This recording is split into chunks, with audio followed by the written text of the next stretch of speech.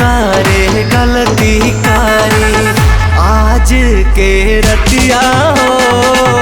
मन करे गलती कारी आज के रतिया हो। मन करे गलती कारी।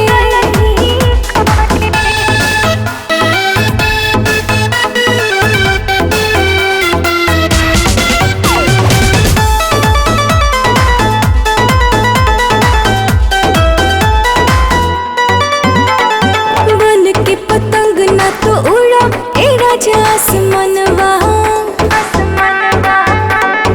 कली कुसुम जानी तोड़ा कले बहम जनवा।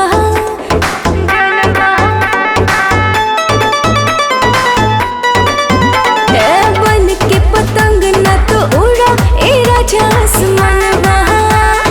कली कुसुम जानी तोड़ा कले बहम जनवा। जगा के कैले बाड़ू अफतिया हो। जगा के कैले बाड़ू अफतिया हो।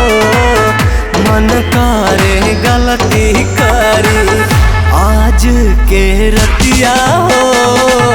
मन करे गलती कारी आज के रतिया हो। मन करे गलती कारी।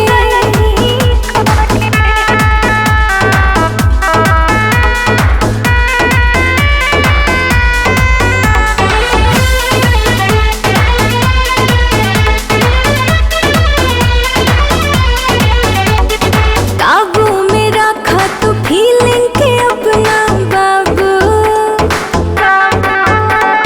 कई देव मनवा हम रहो तो बेकाबू।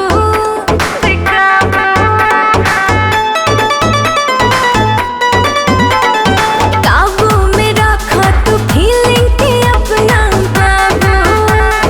कई देव मनवा हम रहो तो बेकाबू। बहिया में भर के सगरे बंद कर दी बतिया हो। बहिया में भर के सगरे बंद कर दी बतिया हो। मन करे गलती कारी आज के रतिया हो।